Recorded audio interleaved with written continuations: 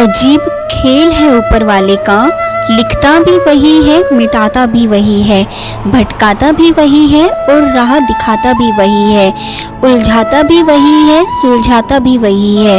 जिंदगी की मुश्किल घड़ी में देखता भी नहीं मगर साथ देता भी वही है।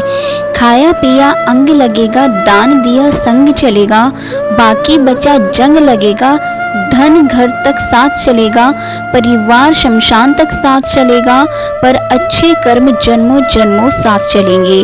कोई बदल जाए तो दुखी मत होना, क्योंकि बदलना प्रकृति का नियम है।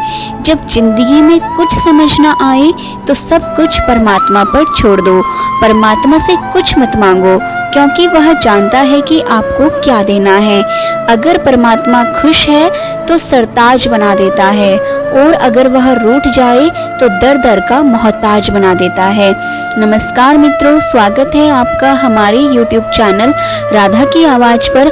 आज हम आपके लिए कुछ ऐसे प्रेरणादायक और अनमोल विचार लेकर आए हैं जो न केवल आपके जीवन में सकारात्मक ऊर्जा भर देंगे बल्कि आपकी सोच और आत्मा को भी एक नई दिशा देंगे।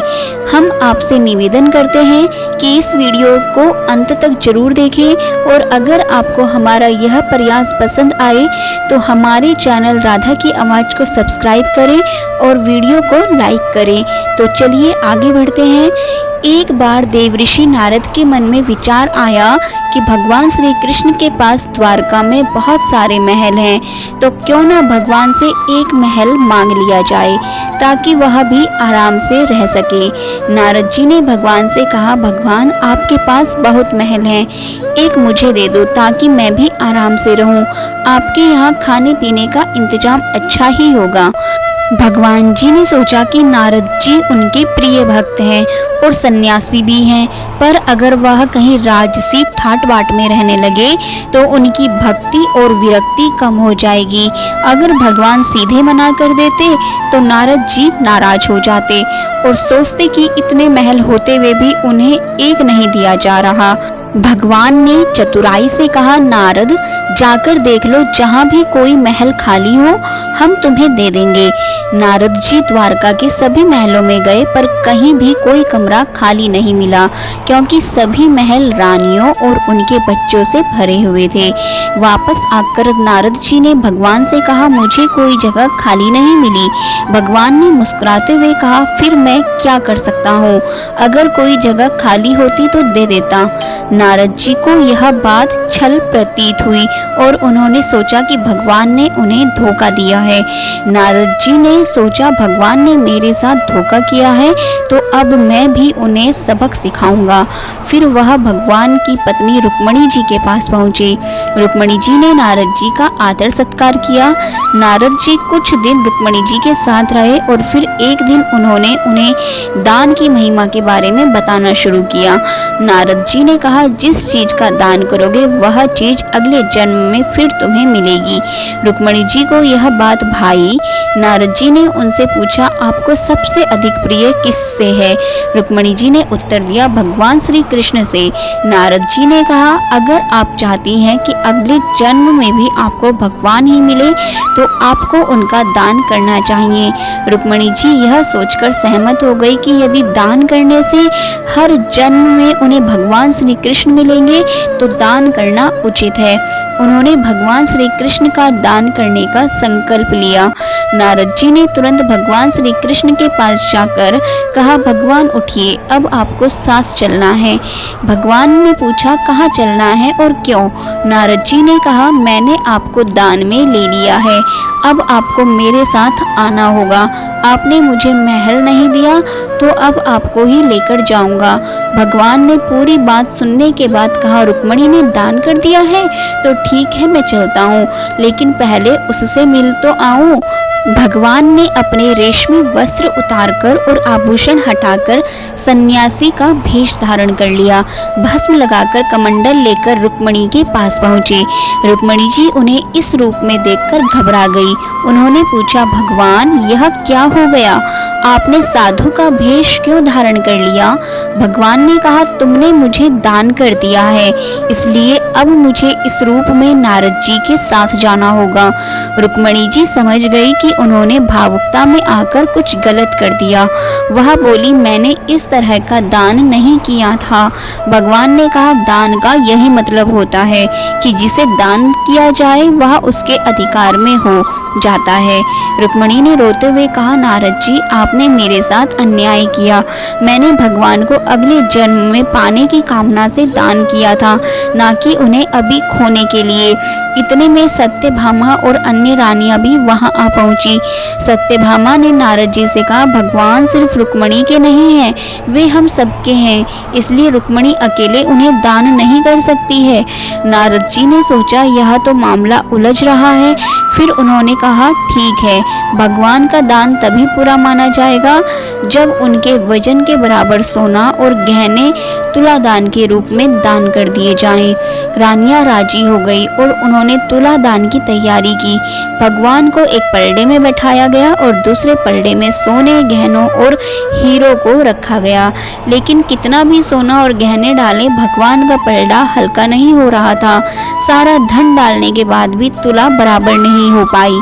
नारद जी ने कहा, अब तुला दान नहीं हो पा रहा है तो मैं भगवान को लेकर जाऊंगा। तभी भगवान ने रुक्मणी जी को इशारा किया और कहा, तुम सारा धन हटा दो और एक तुलसी का पत्ता रख दो। रुक्मणी ने वैसा ही किया। जैसे ही तुलसी का पत्ता पलड़े पर रखा गया, भगवान का पलड़ा तुरंत ऊपर उठ गया और तुला दान पूरा हो गया। नारद जी को अब समझ में आया कि यह सब भगवान की माया थी। नारद जी ने भगवान से कहा, भगवान, आपने मेरे साथ फिर से छल किया।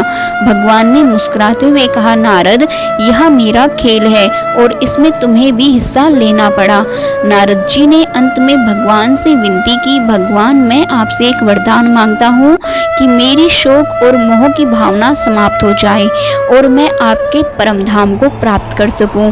भगवान ने नारद जी को हृदय से लगाया और कहा, नारद, तुम्हारी मुक्ति निश्चित है। इस कहानी का मुख्य संदेश यह है कि सच्ची भक्ति और प्रेम का मूलधन वैभव या भौतिक संपत्तियों से नहीं किया जा सकता।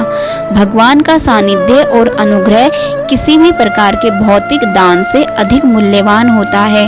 केवल प्रेम और समर्पण ही ईश्वर की कृपा प्राप्त करने का सच्चा मार्ग है। साथ ही यह सिखाती है कि भौतिक सुखों की इच्छा हमें भगवान से दूर कर सकती है, जबकि सादगी और वैराग्य से हम उनकी शरण में रह सकते हैं। मिटाने से मिटते नहीं भाग्य के यह लेख। कर्म अच्छे करता चल, फिर ईश्वर की महिमा देख। दर्द ना होता तो खुशी की कीमत ना होती। अगर मिल जाता सब कुछ केवल चाहने से तो दुनिया में ऊपर वाले की जरूरत ना होती। वृंदावन की एक गोपी प्रतिदिन मथुरा जाकर दूध दही बेचती थी। एक दिन ब्रज में एक संत कथा सुनाने आए और वह गोपी भी उनकी कथा सुनने पहुंची। संत ने कथा में कहा, भगवान के नाम की बड़ी महिमा है। भगवान के नाम का जाप करने से बड़े संकट टल जाते हैं। भगवान का नाम तो भवसागर से पार लगाने वाला है। यदि तुम्हें भवसागर से पार होना है तो भगवान का नाम कभी मत छोड़ना। कथा समाप्त होने के बाद अगले दिन गोपी फिर से दूध बेचने के लिए मथुरा की ओर निकली। रास्ते में उसे यमुना नदी पार करनी पड़ती थी। जब वह यमुना के पास पहुंची तो उसे संत की बात याद आई। उसने सोचा, संत ने कहा था कि भगवान का नाम भवसागर से पार लगा सकता है, तो क्या भगवान का नाम मुझे इस साधारण सी नदी से पार नहीं लगा सकता? यह सोचकर गोपी ने निस्वार्थ भाव से भगवान का नाम लिया और यमुना में कदम रख दिया। जैसे ही उसने यमुना में पैर रखा, उसे ऐसा महसूस हुआ मानो वह जमीन पर चल रही हो। बिना किसी कठिनाई के उसने पूरी यमुना पार कर ली। गोपी को बहुत प्रसन्नता हुई और उसने मन ही मन सोचा, संत ने तो बड़ा अच्छा तरीका बताया पार जाने का। अब रोज नाविक को पैसे भी नहीं देने पड़ेंगे, कुछ दिनों बाद गोपी ने सोचा कि संत ने उसका इतना भला किया है तो उसे संत को अपने घर भोजन के लिए निमंत्रण देना चाहिए। अगले दिन जब वह मथुरा दूध बेचने गई तो संत से निवेदन किया, बाबा कृपया आप मेरे घर भोजन करने पधारे। संत ने उसका निमंत्रण स्वीकार कर लिया। जब गोपी और संत यमुना के किनारे पहुंचे तो संत ने नाविक को बुलाने के लिए कहा। गोपी ने संत से कहा, बाबा आप नाविक को क्यों बुला रहे हैं, हम ऐसे ही यमुना पार कर लेंगे। संत ने आश्चर्य से पूछा, कैसी बातें कर रही हो गोपी, बिना नाव के यमुना कैसे पार करेंगे। गोपी बोली, बाबा आपने ही तो कथा में कहा था कि भगवान के नाम का जाप करने से भव सागर भी पार हो जाता है। मैंने सोचा जब भव सागर से पार हो सकते हैं तो यमुना नदी क्यों नहीं। मैं रोज भगवान का नाम लेकर ही यमुना पार करती हूँ और मुझे नाव की जरूरत नहीं पड़ती। संत को गोपी की बात पर विश्वास नहीं हुआ। उन्होंने कहा, तू पहले चल, मैं तेरे पीछे आता हूँ। गोपी ने रोज की तरह भगवान का नाम लेकर यमुना में कदम रखा और सहज ही नदी पार कर गई। संत ने देखा पर उन्हें विश्वास नहीं हुआ। जैसे ही संत ने यमुना में कदम रखा वह छपाक से पानी में गिर पड़े। यह देखकर गोपी वापस आई और संत का हाथ पकड़कर उन्हें अपने साथ चलने को कहा। इस बार जब संत ने गोपी का हाथ पकड़ा तो वे भी ऐसे चले जैसे जमीन पर चल रहे हो। यह चमत्कार देखकर संत गोपी के चरणों में गिर पड़े और कहने लगे, गोपी तू धन्य है, सही मायनों में नाम का आश्रय तो तुमने लिया है। मैं जिसने नाम की महिमा बताई खुद का उसका सच्चा आश्रय नहीं ले पाया। संत ने गोपी से सच्चा नाम स्मरण सीख लिया और फिर भगवान के नाम की महिमा को समझकर उसका सही अर्थ में पालन करने लगे। मित्रों, कुछ पल तन्हाई में बैठकर ईश्वर को याद कर लिया करो, फिर देखना बहुत सुकून मिलेगा। इमली का नाम लेने से मुंह में पानी ना भरे और ईश्वर का नाम लेने से आत्मा को ठंडक ना मिले, ऐसा तो हो ही नहीं सकता।